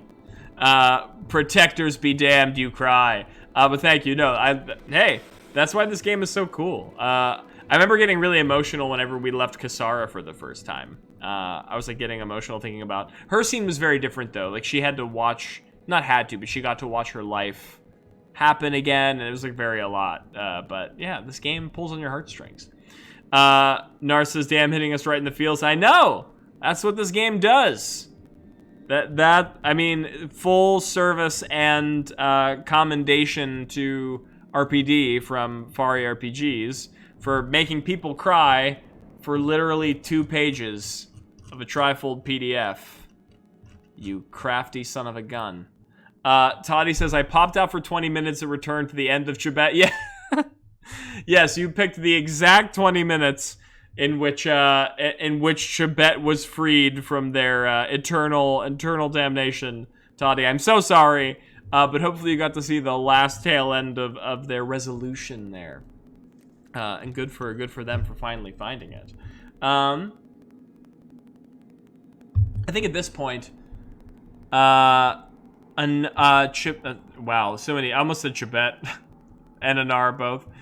2 pages enough for an RPG, but not enough to dry our tears, says Anar. Yeah, you're going to have to keep pressing print. You're going to have to print a few more PDFs if you're trying to stop these waterworks. I think at this point, Last Wish is rejoined with Anar and the caretakers at the mausoleum grounds. And, at this point, all the other caretakers, there were 6 before that we left. I think I think they've gotten to a point where they've sort of, suctioned back into one caretaker, which was standing guard over Anar and making sure that they were emotionally well. And by the time that caretaker, standing by Anar meets the head caretaker, which is leading us back to the group, I think those caretakers intermingle once again and become one being. And are sort of bridging the gap between Anar and Last Wish. And there's a moment of silence between Last Wish and Anar as they both exchange a sort of long and knowing gaze. And Anar, picks up their head and says, "So Chibet's gone?" Chibet has found a new place away from here. And Anar nods and says, "Good. I'm glad." And Last Wish, sort of looks concernedly towards Anar and says, Anar, you must believe this one. I know that we trekked far and long to retrieve this relic, but it was not I who coordinated my movements. I was speaking with others. I was a part of something much greater. and Anar sort of like raises a hand and says, "You don't need to explain yourself, Last Wish. I trust that you did what you thought was right in the moment. And we both know that Chibet needed it, so don't apologize for doing a good thing. For doing what you were born to do. We'll finish everything else in time." And Last Wish,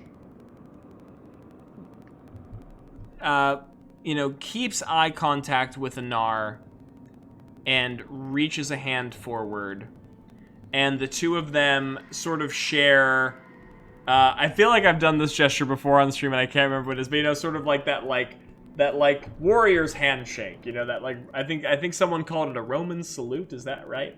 Where they both grab each other's forearms and they sort of brace each other, and they sort of recognize the bond between them and the promise that has been reinforced between the two of them. And the caretaker watching all of this, Anar says, "Anar, Ami, so he's gone?" Last Wish, yes. Anar, good. I hated that guy. We secretly find out that Anar's a really big asshole. Wow, Anar, that's not cool, man. Chibet was really suffering. I don't know if I want to help you. It's this becomes a whole different story.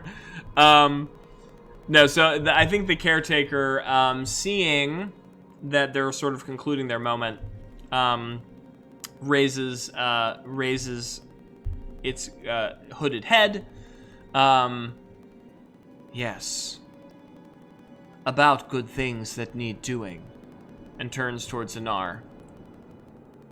I know that you were sent away from us so that you could temper your spirit, so that you may be released of the curse that has been growing inside of you. While we had hoped that we would be able to remedy both of your afflictions here at the temple, it appears that the ritual is still new to the last of the Firelights, and the magic is strong, yet unwieldy. It will take some time to perfect the art of the cleansing rite. And I think Last Wish is turning the blade in their hand as this is all speaking, sort of remembering the feeling of that and understanding a little bit more about it now. And then Last Wish, raises... Oh, okay, cool. And as I'm thinking about this, you know, we described before that the blade had runes that were etched upon it that were glowing with a subtle light, you know? And I think now that we have performed the ritual and we've received a partial success, I think that the runes are now inert. They're not glowing, right? And noticing this, you know, Last Wish peeks their head up at the Caretaker and says, Yes, the ritual was very taxing on this one, as well as taxing on the blade itself. As Last Wish presents it to the Caretaker, showing that the sort of residual magic glow has sort of dissipated from the steel.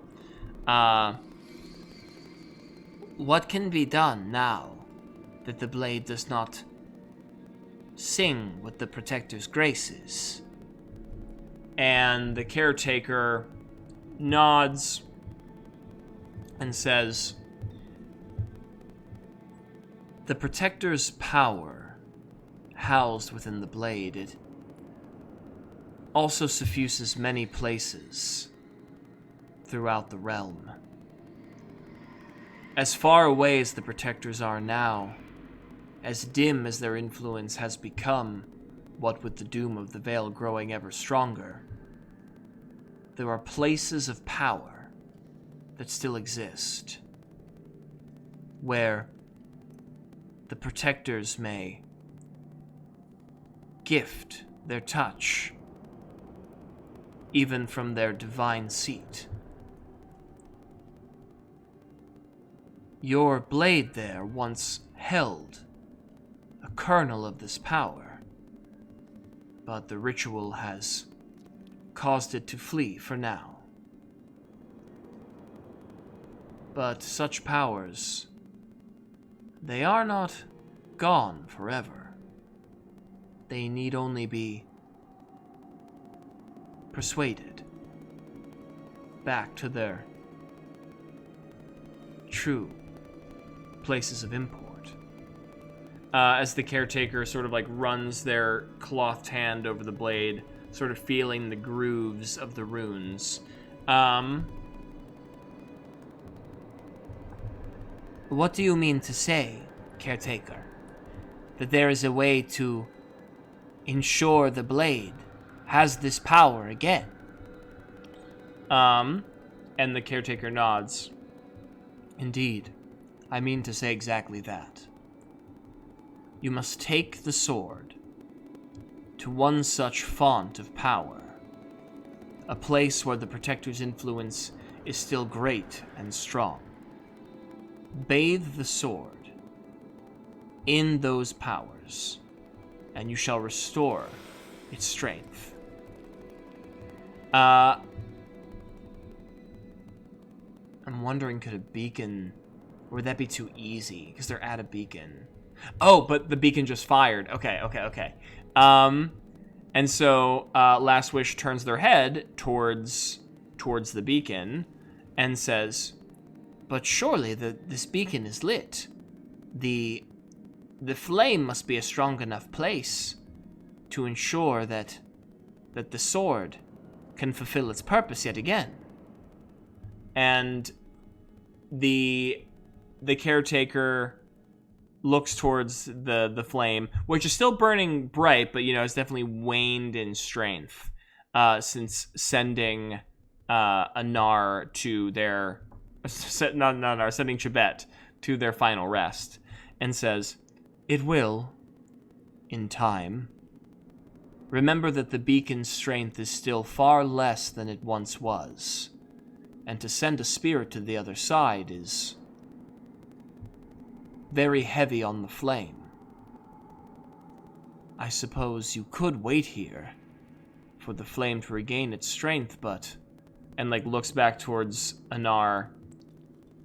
I do not know if that will allow more darkness to fester within your friend. And there's, like, the very distant screech, you know, of the talon from the head of the temple. And I do not know how long it will take for your enemies to muster their strength against you. And Last Wish nods their head. No. You are right. To wait might be to consign ourselves to a worse fate. Better to seek the beacons. Better to find those wells of power. Relight them, and make sure the blade is strong. Then we can ensure that Inar and all future spirits may be taken to their place of rest. Nar says, just press T and wait 24 hours a few times. Oh, wait, wrong game. Yeah, just, look, we got a keyboard. we can make it happen. And with that sort of consensus reached, the caretaker looks back to Last Wish, says, you are free to stay here as long as you need to rest and recuperate, refine the reserves that you will need to press ahead. And when you need to forge ahead, know that we will lend you whatever strength and aid we can in your journey. And Last Wish, bows their head, in respect and reverence towards the caretaker. Once again, this one leaves you in awe. This one leaves in your debt to send us on this quest, to find this object, to help us unlock its power. It is a boon unimaginable. This one thanks you. And the caretaker opens its arms wide. And we thank you in turn. For it is through your quest, through your blade, through your purpose as a firelight, that you will save this land, that you will free it from the dark grip that has befell it for so long. And Last Wish nods, looks towards Inar. Come, Inar. We have more road ahead of us, and the journey will surely have its fair share of dangers. And Inar sort of pushes himself off the plinth and sort of, adjusts the shawl, the cloak around his shoulders. I was afraid you'd say that. Sort of like, almost like offering Last Wish something of a joke.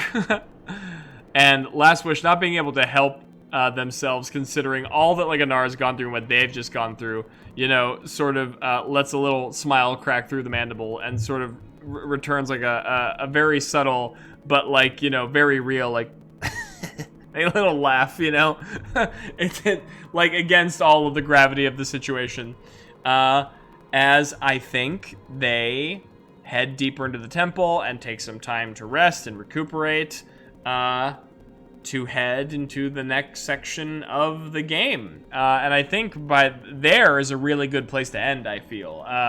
We had a lot happen. We had a new thread introduced. We had more lore drop about the blade. We saw the ritual. We saved one of the souls. We know we know how to make sure the blade can be used again in the future. Yeah, we did a lot tonight, so I think that's a very good place to find ourselves. That being said, thank you. Let me move back to just chatting. Thank you, everyone, for coming by to watch the stream tonight. It has been such a pleasure. We had some favorites come back. We had Toddy, we had Junji, we had Nar, we had 20th. We had new faces show up. We got raided. Thank you so much, Nar, for looping people into our stream. I appreciate you so much. And hopefully, if they dig role-playing games, they'll be back to join us for more. Thank you, everyone, new and old, for joining us. I'm once again your game master and host, Wolfe Scott. This is Level 1 Adventuring. What is Level 1 Adventuring? We're an RPG stream. We do solo indie games like Firelights, which you just watched tonight. We do bigger name group games like D&D. We do video game-based role-playing games like Solasta. There's a lot to see, so if you like what you have experienced, make sure to follow us here and on YouTube, where all of our previous episodes go to. So if you're behind on an episode or two, you can catch up and get yourself ready for the next session. Also, please follow us on our Discord, or join our Discord, I should say, because that's where we chat, we meme, we are going to play some games together very soon, so that's going to be very exciting.